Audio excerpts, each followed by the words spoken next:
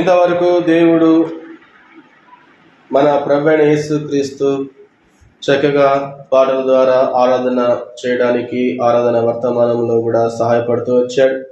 అందరి బట్టి స్తోత్రములు దేవునికి. ఈ సమయం వేళ బల్లలో పాల్గొనే ముందుగా వాక్యములో కొన్ని విషయాలు ధ్యానించే ముందుగా బైబిల్ పల్లవి పాడుకుందాం.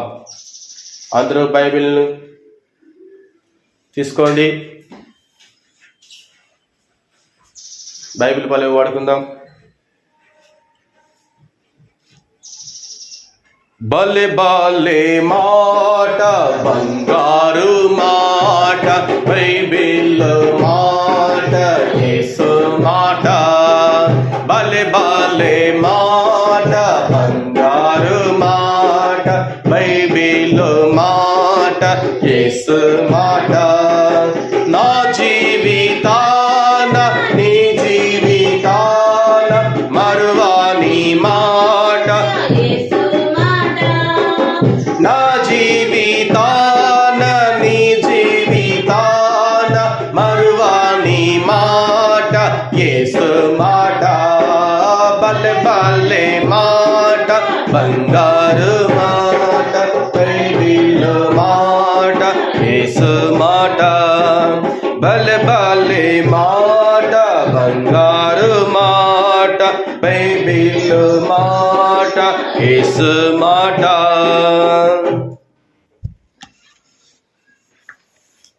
దేవుని యొక్క మాటలు ఎలా ఉంటాయంటే బంగారు మాటలుగా ఉంటాయి. కాబట్టి ఈ దేవుని యొక్క వాక్యము బంగారు వాక్యము. ఈ యొక్క పరిశుద్ధమైన బైబిల్ గ్రంథము బంగారు బైబిల్. కాబట్టి దేవుడు బంగారు కలిగినటువంటి ఆయన బంగారు మాటలు మనతో మాట్లాడాలని ఈ సమయంలో ఇష్టపడుతున్నాడు. అందరూ బైబిల్లో మనము చూసినట్లయితే అందరూ బైబిల్ తీయండి, వాక్యంలో చూసుకుందాం. మన మధ్య రొట్టె ద్రాక్షరసము ఉంటున్నది. ఆయన శరీరం గురించి ఆయన రక్తం గురించి పరిశీలన చేసుకొని యోగ్యముగా బలలో పాల్గొనే ముందుగా వాక్యములో కొన్ని విషయాలు ధ్యానించుకొని పరీక్ష చేసుకుందాం. రండి, పేతురు రాసిన మొదటి పత్రిక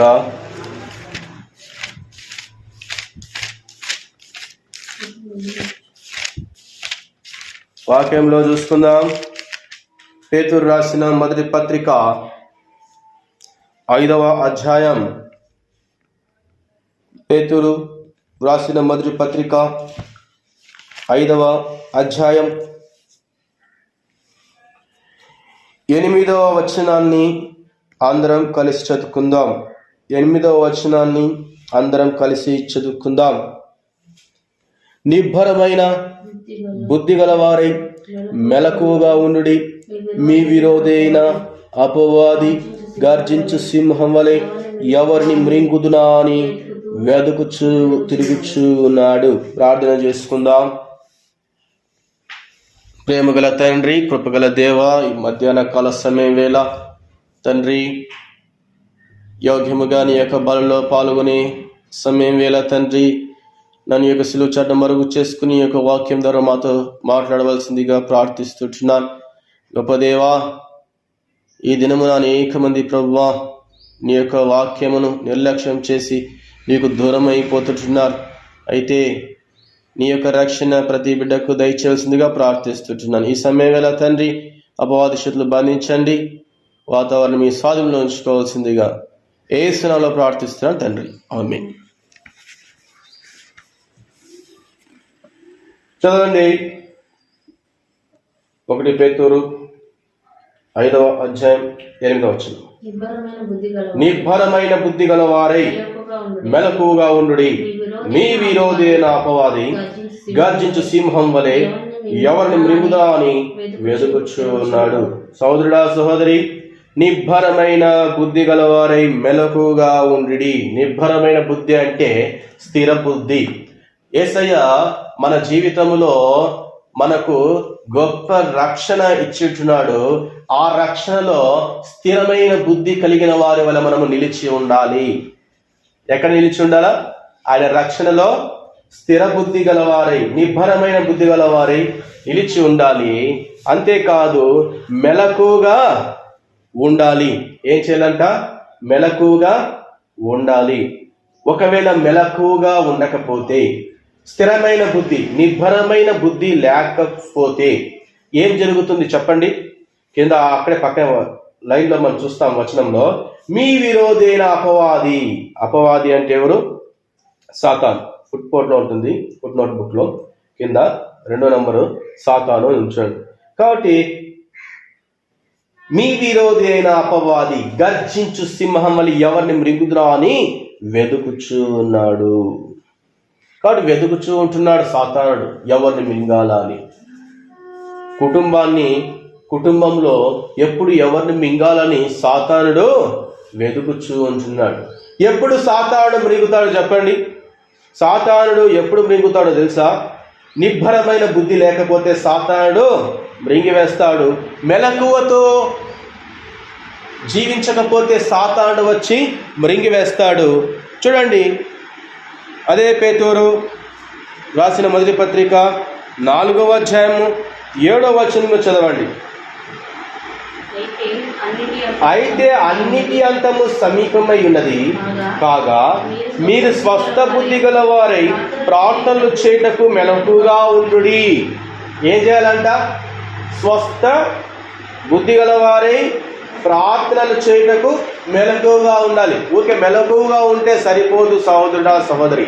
ఈనాడు అనేక మంది మెలకువతో ఉంటున్నారు కానీ ప్రార్థనలు చెయ్యటం లేదు. రక్షణ అనేది ఎలా వస్తుంది? ఎప్పుడైతే ప్రార్థన జీవితం లేకుండా పోతుందో, ఎప్పుడైతే మన జీవితంలో స్థిరబుద్ధి లేకుండా పోతుందో, ఎప్పుడైతే మన జీవితంలో స్వస్థ బుద్ధి గలవారమై జీవించకుండా పోతామో, ఎప్పుడైతే మన జీవితంలో మెలకువ అనేది లేకుండా పోతుందో, ప్రార్థన లేకుండా పోతుందో, స్థిర బుద్ధి లేకుండా పోతుందో, స్వస్థ బుద్ధి లేకుండా పోతుందో, అప్పుడు అపవాది ఏం చేస్తాడంట? మృంగివేస్తాడు. అయితే ఈనాడు ఆయన సన్నిధిలో నిన్ను నన్ను పిలుచుకున్నాడు, రక్షించుకున్నాడు, ఆదరించినాడు, ప్రేమించినాడు, కుటుంబాన్ని ఆత్మీయంగా కట్టుచూ ఉన్నాడు. అయితే మనం ఏం కట్టుకుంటున్నామని చెప్పండి? మనం అనుదినం ఏం కట్టుకుంటున్నాము? అబద్ధాలతో పాపమును కట్టుకుంటున్నాం. మెలకువతో ఉంటున్నాం కానీ ఆ మెలకువలో ఏం చేస్తున్నామంట? అనేక పాపాలు చేస్తున్నాం. ఈనాడు అరచేతిలో ఏమున్నదంట అండి? అరచేతిలో ఏముందంట? Mobile phone. ఏముందంట? Mobile phone. అనేక మంది దేవుని సన్నిధికి వస్తున్నారు కానీ పరిశుద్ధమైన బైబిల్ గ్రంథాన్ని చేత పట్టుకోవడం లేదు. భలే భలే మాట, బంగారు మాట, బైబిల్ మాట అని బైబిల్ పలవి పాడుతున్నాం కానీ చేతిలో ఏముందంట? Mobile phone. కొంతమంది వస్తారు మందిరానికి కానీ ఏం ఎత్తుకుంటారంట? మొబైల్ ఫోన్ ఎత్తుకుంటారు అన్నమాట. బైబిల్ చేత పట్టుకోండి, ఎత్తి చూపించండి రా అంటే ఏం చూపిస్తారంట? Mobile phone. అదే బైబిలా? ఆ మొబైల్లో ఏముంది చెప్పండి? అందులో మొబైల్ ఉపయోగము ఉంది, ఉపయోగకరమైనవి ఉన్నాయి, ఉపయోగకరం కానటువంటివి కూడా ఉన్నాయి. కాబట్టి మంచి చెడు ఉంది మొబైల్లో. అయితే చాలామంది దేన్ని ప్రేమిస్తారు? ఈ లోకంలో ఉన్నటువంటి అపవాది ఆకర్షిస్తాడు మృంగడానికి. ప్రార్థన జీవితము లేకుండా చేస్తాడు.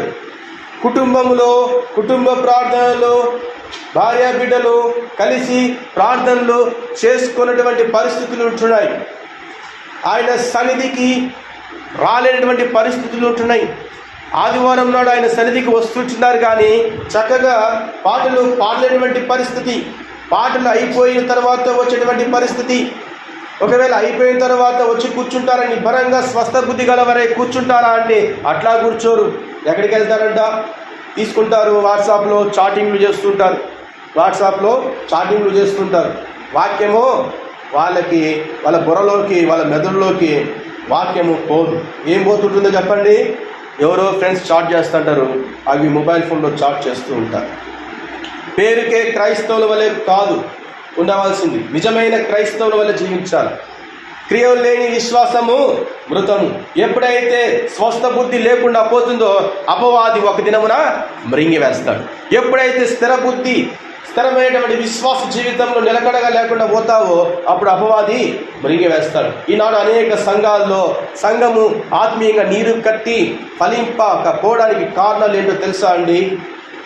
స్థిరమైనటువంటి బుద్ధి లేకపోవడం, తర్వాత మెలకువతో కూడుకున్నటువంటి ప్రార్థన లేకపోవడం, కుటుంబంలో శాంతి సమాధానము లేకపోవడం, సంఘములో శాంతి సమాధానం లేకపోవడం, స్వార్థము, కుయుక్తులు, లోక సంబంధమైనటువంటి ఆలోచనలు, శరీర సంబంధమైనటువంటి ఆలోచనలు, చెడ్డ ఆలోచనలు.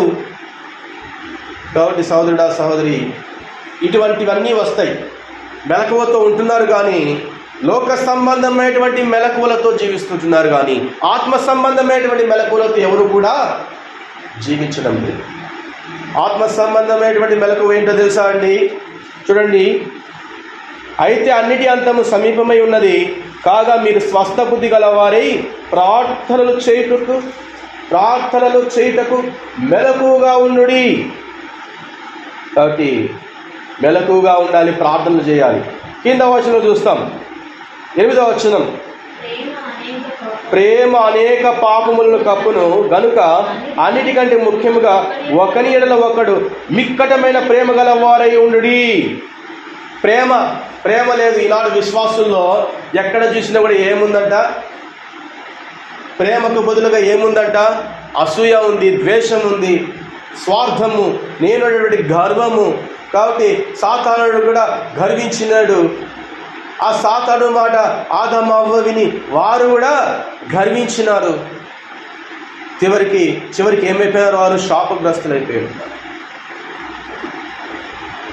కింద వచనంలో చూస్తాం, మొదటి పేతురు రాసిన పత్రిక 4వ అధ్యాయము 9వ వచనం, సనుగు కొనకుండా ఒకరికి ఒకడు ఆతిథ్యము చేయుడి. ఏం చేయాలంట? సనుగుళ్ళు గొనుగుళ్ళు ఉండకూడదు. ఈనాడు ఒక పక్క అక్కడ పాటలు పాడుతూ ఉంటారు పులిపేట మీద, చివరిలో అక్కడక్కడ సనుగుళ్ళు గొనుగులు వినబడుతూ ఉంటాయి. ఒక పక్క వాక్యము బోధించబడుతూ ఉంటుంది, సనుగుళ్ళు గొనుగుళ్ళు వినబడుతూ ఉంటాయి. భయము లేనటువంటి, భక్తి లేనటువంటి విశ్వాస జీవితం ఎందుకు? అటువంటి విశ్వాస జీవితంలో స్థిరత్వం ఉండదు. అటువంటి విశ్వాస జీవితంలో స్వస్థ బుద్ధి ఉండదు. అటువంటి విశ్వాస జీవితంలో ఏముండదంట? ప్రేమలో ఉండవు. అటువంటి సమయాల్లో, అటువంటి సందర్భములో సాతానుడు ఏం చేస్తాడంట? నిర్భరమైన బుద్ధి గలవారి మెలకుగా ఉండి మీ విరోధి అయిన, ఒకవేళ మెలకుగా ఉండకపోతే మీ విరోధి అయిన అపవాది గర్జించు సింహం వలె ఎవరిని మృంగాలని కాచుకుని ఉంటున్నాడు. ఒక సర్పము వచ్చి మింగివేస్తాడు. సాతానుడు ఒక సర్పముగా వచ్చి నిన్ను మింగివేస్తాడు. సర్పము వలె నిన్ను ఆవరించి ఉంటున్నాడు సైతానుడు. అటువంటి సర్పము నుండి దేవుడు నిన్ను నన్ను విముక్తిని చేసినాడు. అయితే మళ్ళా మనము ఆ సర్పమును ఏం చేస్తుంటున్నాం? వెంబడిస్తుంటున్నాం. సహోదరుడా సహోదరి, వాక్యములో దేవుడు మనతో మాట్లాడుతుంటున్నాడు. నీ జీవితంలో స్వస్థత బుద్ధి ఉందా? నీ జీవితంలో నిబ్బరమైన బుద్ధి ఉందా? నీ జీవితంలో మెలకువ ఉందా? నీ జీవితంలో మెలకువతో కూడిన ప్రార్థనలు చేస్తుంటున్నావా? దేవుని యందు భయభక్తులు కలిగి జీవిస్తుంటున్నావా? దేవుణ్ణి ప్రేమిస్తుంటున్నావా? ఒకరి పట్ల ఒకరు ప్రేమ కలిగి జీవిస్తుంటున్నారా లేదా? ఒకరికి ఒకరు ఆతిథ్యము చేసుకుంటున్నారా లేదా? సహోదరా సహోదరి, దేవుడు మనతో మాట్లాడుతుంటున్నాడు. మనం ఎలా ఉండాలంట? ఐక్యతగా ఉండాలా. ఎప్పుడైతే ఐక్యత పోతుందో అప్పుడు అపవాది వచ్చి ఏం చేస్తాడు? ఒక్కొక్కరు లటుక్కమని నోట్లో వేసుకొని మింగేస్తాడు. కాబట్టి అటువంటి పరిస్థితి రాకూడదంటే మనం ఏం చేయాలా? ప్రేమ కలిగి ఉండాలి, ఐక్యత కలిగి ఉండాలి, స్థిరమైన బుద్ధి కలిగి ఉండాలి, స్థిరమైన విశ్వాస జీవితంలో నాటుకుపోవాలి. చూడండి, ప్రకటన రండి, యోహాను రాసిన ప్రకటన గ్రంథం 1వ అధ్యాయం 3వ వచనం చదవండి. సమీపించినది కనుక ఈ ప్రవచన వాక్యములు చదువుకోవడము వాటిని విని ఇందులో రాయబడిన సంగతులను గైకొను వారును ధన్యులు. చూడండి, సమయము సమీపించినది, దేవుని రాకడ అతి సమీపముగా ఉన్నది. ఏం చేయాలంట? గనుక ఈ ప్రవచన వాక్యములు చదువువాడును, ఈ బైబిల్ వాక్యం జీవవాక్యము చదువుతున్నటువంటి వారు వాటిని విని ఇందులో వ్రాయబడిన సంగతులను గైకొను వారు ధన్యులు. దేవుడు వస్తున్నాడండి ఆయన రాజ్యానికి తీసుకువెళ్ళడానికి. ఈ యొక్క వాక్యమును విని, ఈ యొక్క వాక్యము చదివి, ఈ యొక్క వాక్యానుసారంగా ఎవరైతే జీవిస్తారో, ఈ యొక్క వాక్యము మనల్ని ఏం చేస్తుందంట? సరి చేస్తుంది. వాక్యం మనల్ని ఏం చేస్తుందంట? ఐక్యపరుస్తుంది. వాక్యం మనల్ని ఏం చేస్తుంది? సమాధానపరుస్తుంది. వాక్యం ఏం చేస్తుంది? మనల్ని దేవుని వాక్యము మనల్ని ఏం చేస్తుంది? బ్రతికిస్తుంది. అంటే బ్రతికించు వాక్యము జీవవాక్యము. ఈ వాక్యమే మనల్ని పరలోక రాజ్యానికి తీసుకెళ్తుంది. ఈ వాక్యమును గైకొను వారు ధన్యులుగా ఎంచబడతారు. మరి అటువంటి ధన్యత నీకు కావాలా? అటువంటి ధన్యత్వంలో ఉన్నావా? ఒకవేళ అటువంటి ధన్యత్వము లేకోకుండా, వాక్యము చదువుకోకుండా, వాక్యము వినుకోకుండా, ఆరాధన చేయకుండా, ప్రార్థన చేయకుండా, నిబరమైన బుద్ధి లేకుండా, స్వస్థమైన బుద్ధి లేకుండా, మెలకువతో కూడినటువంటి ప్రార్థనా జీవితం లేకోకుండా అయోగ్యముగా బలలో పాలు పొందితే ఏమొస్తుందంట? శిక్ష, మరణం, శాపగ్రస్తలైపోతాం. దేవుని కృతం మీదికి వస్తుంది. సోదరుడా సోదరి, పరీక్ష చేసుకుందాం, పరిశీలన చేసుకుందాం. నీవు నేను మనం ఎలా ఉంటున్నాం? మన జీవితం ఎలా ఉంటున్నది? చూడండి, మత్తయి సువార్త వాక్యంలో చూద్దాం. మత్తయి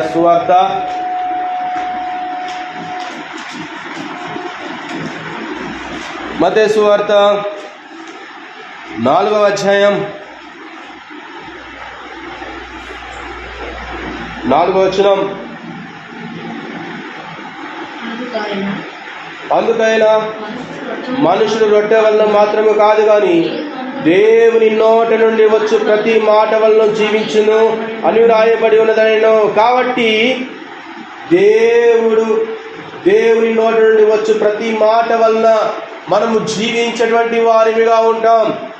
ఆ జీవపు మాటలు ఈ యొక్క బైబిల్ గ్రంథం ద్వారా దేవుడు మనతో మాట్లాడుతున్నాడు. ఈ వాక్యము నీలో ఉన్నదా? నీ హృదయంలో వాక్యం ఉందా? ఎప్పుడైతే నీ హృదయంలో వాక్యం ఉంటుందో, మన హృదయాల్లో ఎప్పుడైతే వాక్యం ఉంటుందో దేవుడు మనలో ఉంటాడు. ఈ వాక్యమే మనల్ని బ్రతికిస్తూ ఉంది. ఈ వాక్యమే నిన్ను జీవింపజేస్తూ ఉంది. ఈ వాక్యమే నిన్ను రక్షిస్తూ ఉంది. సహోదరుడా సహోదరి, వాక్యము, దేవుని మాట వింటావా? దేవుని మాట వింటే ఆ యొక్క బల్ల నీకు స్వంతం. ఆ రొట్టె ద్రాక్ష రసంలో పాలు పొందవచ్చును. దేవుని యొక్క మాట వినలేదు, నేను వాక్యము చదవలేదు, నేను ఇలాగే ఉంటానంటే ఆ యొక్క రొట్టె ద్రాక్ష రసంలో పాలు పొందడానికి వీలు లేదని వాక్యం సెలవిస్తూ ఉంటున్నది. చూడండి, వాక్యంలో చూస్తాం.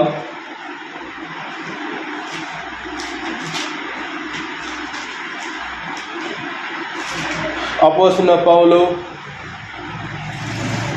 తిమోతిలకు రాసిన 2వ పత్రిక.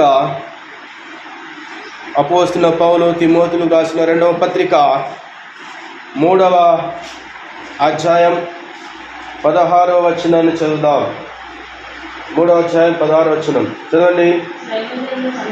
దైవజనుల సన్నద్ధుడై ప్రతి సత్కార్యములకు పూర్ణముగా సిద్ధపడి ఉండునట్లు దైవావేశం వలన కలిగిన ప్రతి లేఖనము ఉపదేశించుటకును, ఖండించుటకును, తప్పుదిద్దుటకును, నీతి అందు శిక్ష చేయుటకును ప్రయోజనకరమై ఉన్నది.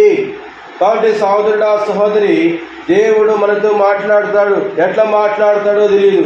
సేవకుల ద్వారా మాట్లాడచ్చు, విశ్వాసుల ద్వారా మాట్లాడచ్చు, సువార్తికుల ద్వారా మాట్లాడచ్చు. ఉపదేశిస్తాడు, ఖండిస్తాడు, తప్పు సరిదిద్దుకో అంటాడు. ఇలా ఉండు, ఇలా నీతిగా ఉండు, ఇలా సరి చేసుకో, ఇది క్రమము, ఇలా ఉండాలని పెద్దవాళ్ళు మరి మన ప్రియ సహోదరులు లేదా దైవ సేవకుల ద్వారా మనతో మాట్లాడినప్పుడు మనము ఏం చేయాలంట? దాన్ని సరి చేసుకోవాలా. ఒక క్రమము, ఒకవేళ అక్రమంలో పోతుంటాం, అక్రమంగా నడుచుకున్నటువంటి వారిగా ఉంటాం. అయ్యా ఇది తప్పయ్యా, ఇట్లా ఉండాలి, అయ్యా ఇలా ఉండాలి, ఇలా ఉండకూడదు, ఇలా ఉండాలని మంచి మాటలు చెప్తే వినాలి. కానీ నువ్వేంద్రా నాకు చెప్పేదని చెప్పి తిరుగుబాటు చేసే విధానం అనేది సంఘములో ఉండకూడదు, ఆయన సన్నిధిలో ఉండకూడదు. దేవుని వాక్యమునకు లోబడాలి.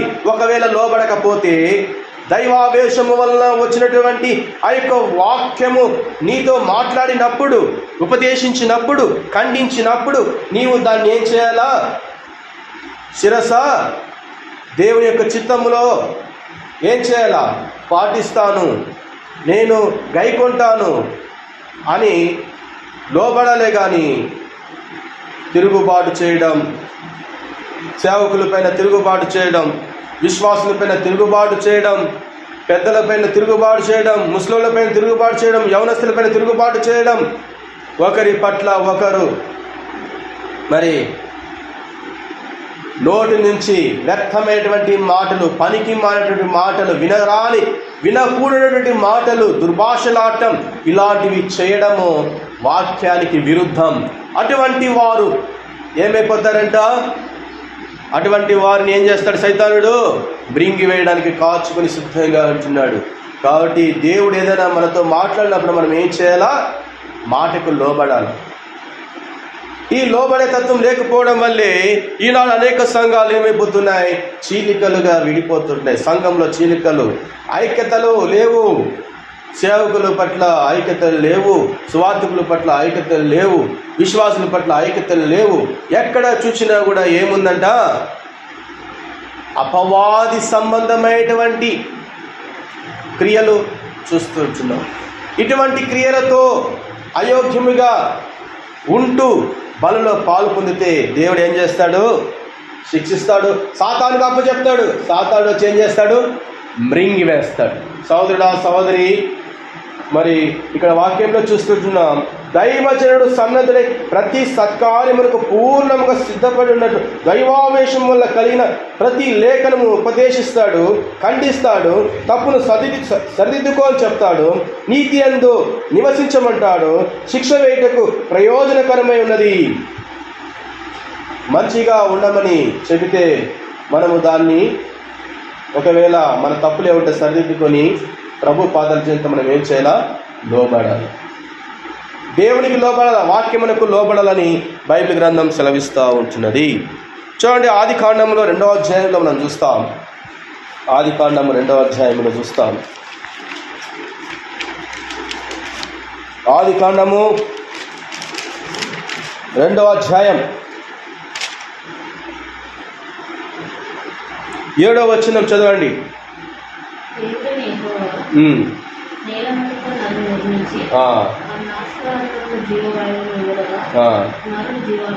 చూడండి, దేవుడని యెహోవా నేల మంటితో నరుని నిర్మించుతున్నాడు, వాడి నాసికారంధ్రంలో జీవవాయువును ఊదినాడు, నరుడు జీవాత్మ అయినాడు.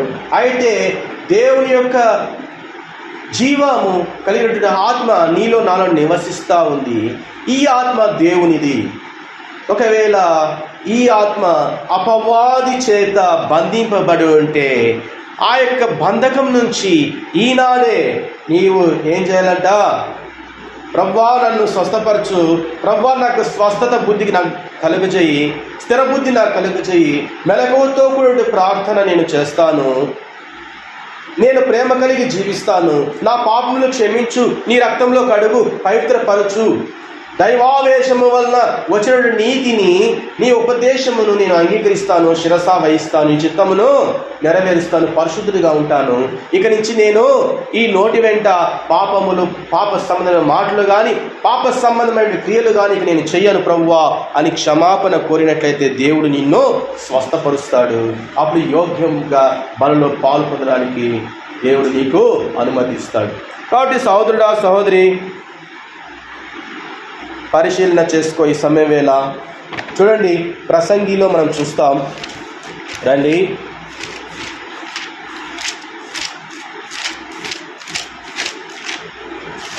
ప్రసంగి 12వ అధ్యాయం, ప్రసంగి 12వ అధ్యాయం 7వ వచనం చదవండి. మన్నైనది వెనుకటి వల్లనే మరలా భూమికి చేరును. ఆత్మ దాన్ని దయచేసిన దేవుని యొద్దకు మరలా పోవును. మట్టి అనేది ఎప్పుడైనా మట్టికి అంకితం. అంటే మన శరీరం ఎలాంటిదంటే మట్టి శరీరం అండి.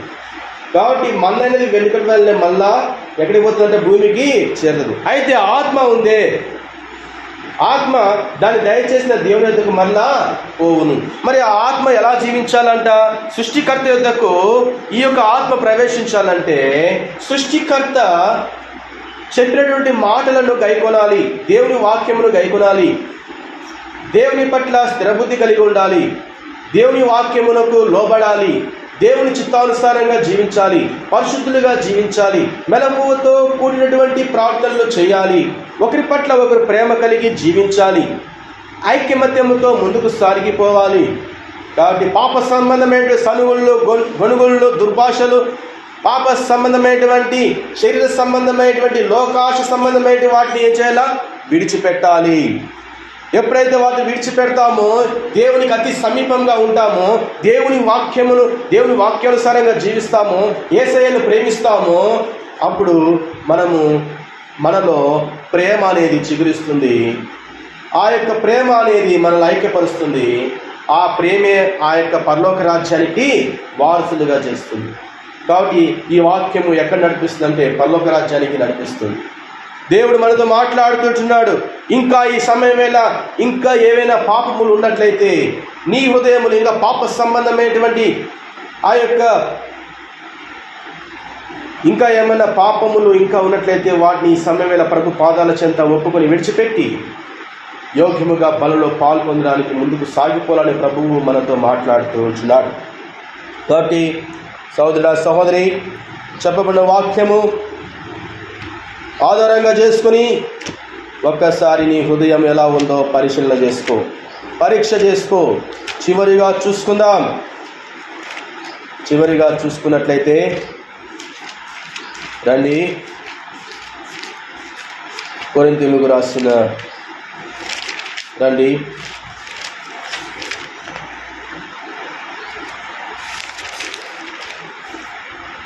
కొరింథీయులకు రాసిన మొదటి పత్రిక 11వ అధ్యాయం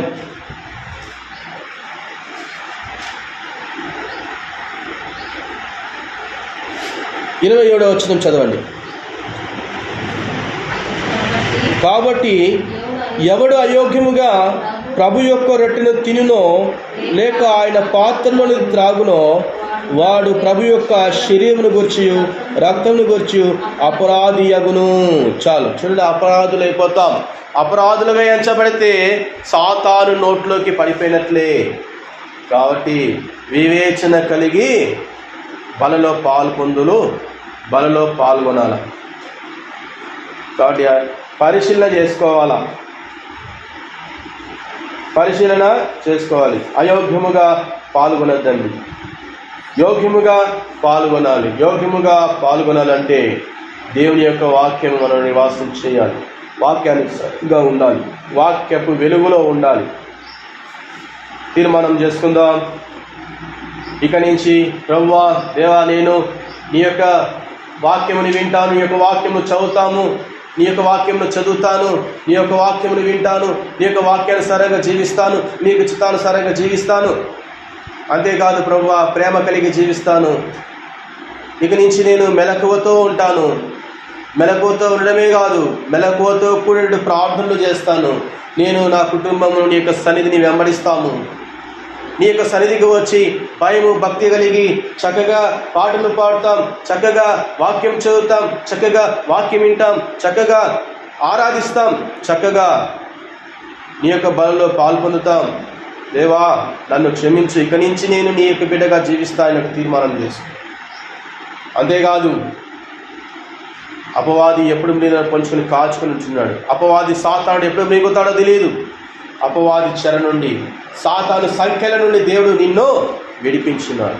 కాబట్టి ఒక తీర్మానముతో యోగ్యముగా బలలో పాల్పొందడానికి ఈ సమయం ఎలా మనము ముందుకు సాగిపోదాం.